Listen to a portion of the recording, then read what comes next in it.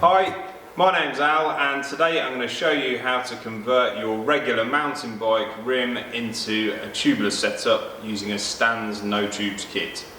You're going to need a few items to make the conversion. You're going to need the Stan's tubeless kit, which basically comprises of your sealant and your rim strip. It's important that you get the right kit for your rim because the strips are different widths. Check on the Stan's website to see which kit that you need. Going to need some plastic tyre levers, don't use metal ones. Going to need a drill with a 10mm drill bit. Going to need a tyre, preferably a tubeless ready one. It's going to seat a lot better. You may get away with a regular tyre, but this is going to do the job much better. Going to need a way of pumping up your new tubeless setup. Now a compressor is ideal, but it's a bit unrealistic for the home DIY mechanic, so a mountain bike specific pump such as this with a large chamber will do a good job of seating the tyre for you. And finally, going to need some soapy water and a sponge. Okay, to start off we're going to take the tyre and the tube off the wheel.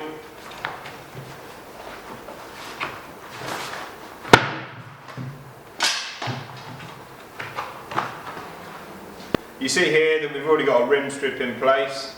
It's usual when you fit in a kit that you would leave this in place.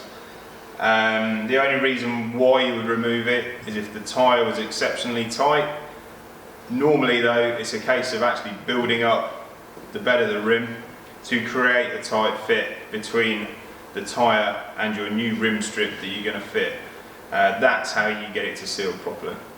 In order for the valve to sit properly against the rim, then we're going to have to drill through the inner wall. So the first wall of the rim, not this side, so just the rim bed. We're going to use a 10mm drill bit. This won't affect the rim. We can still use it with a tube should we wish. It just allows the valve to seat properly.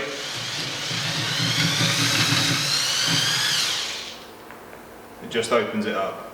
Once we've drilled through the first wall of the rim, so just through the bed here, then we need to remove any swarf just to make sure there's no bits of metal caught in there.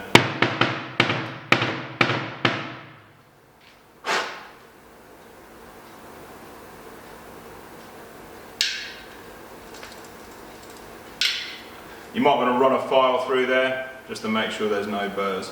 Okay, to fit the rim strip, bit of soapy water on the rim.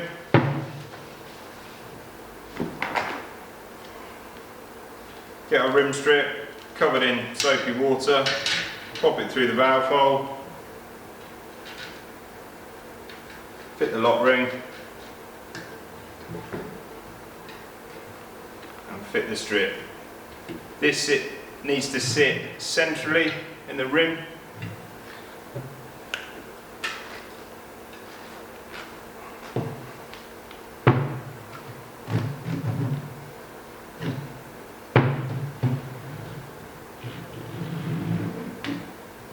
And evenly all the way around. The strip needs to sit tight to the bead of the rim, so just underneath the hooked lip,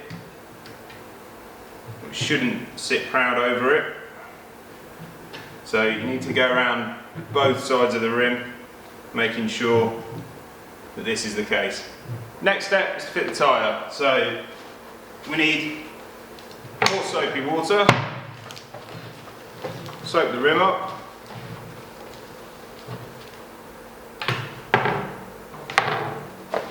and the tyre beads.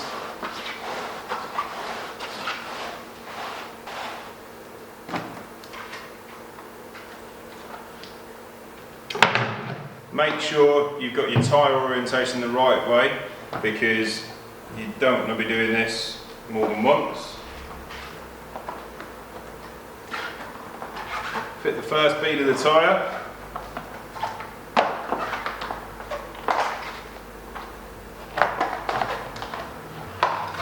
Not that easy with soapy hands. Then start to fit the second bead. The but don't fit it all the way around because now we're going to add our sealant. Okay, the key thing with the sealant is, as with many things in life, the preparation. So let's give it a really good shake.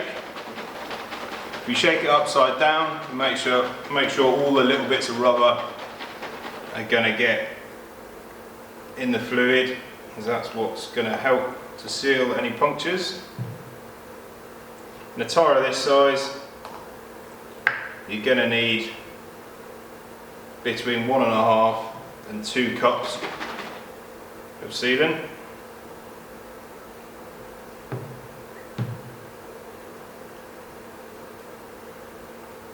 Pour it in there, turn your wheel around,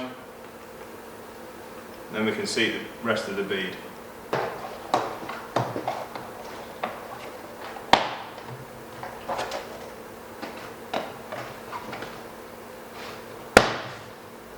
Okay, with the second bead in place, we're ready to attempt to inflate the tyre. Okay, so before we inflate the tyre onto the rim, we need to soap up the tyre, so it'll help it to slip into place.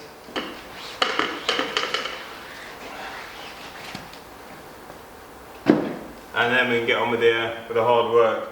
If you find that it's hard to seat the tyre, there are a couple of tricks that you can do.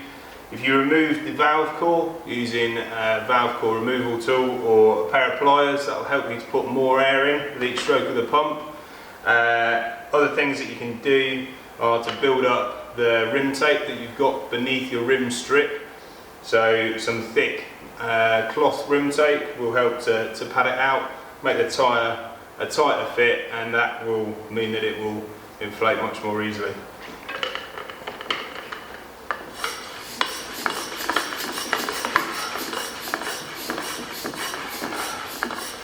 Inflate the tyre to 40 psi. Stands don't recommend going any higher than that. And then we can go on to the next step just to make sure it is properly seated and it's not leaking air. Okay, so it's important to check that the tyre is seated properly on the rim. So have a look around the edge and you should see on most tyres there'll be a line. Just make sure that that sits evenly around the rim all the way around. It's a good indicator that it's seated properly. And then we need to distribute the sealant. So just going to grab the tyre, give the wheel a good shake, and this will help to spread the sealant around the walls of the tyre. If you see any leaks coming through the soap that you've put on, you'll see bubbles appear. If you put the leak at the bottom, at the 6 o'clock position, and give the wheel a good wiggle there, then the sealant should do its job and seal the hole.